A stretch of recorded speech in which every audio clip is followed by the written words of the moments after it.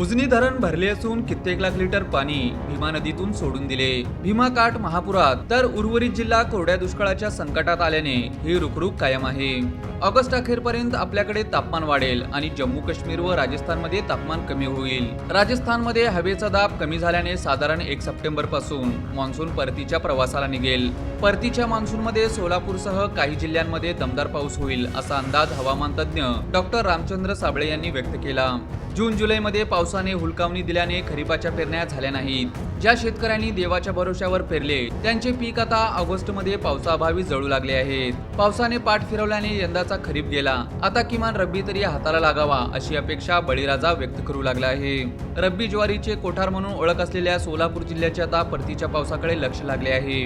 परतीच्या मान्सूनमध्ये मुसळधार पाऊस झाल्यास रब्बी हंगामात ज्वारी, करडई यासारखी पिके घेता येणार आहेत। सोलापूर जिल्ह्यात खऱ्या अर्थाने बैलपोळ्यानंतरच पावसाला सुरुवात होत असल्याचे ज्येष्ठ सांगतात। यंदा अधिक महिन्यामुळे बैलपोळा 10 सप्टेंबरला आला आहे।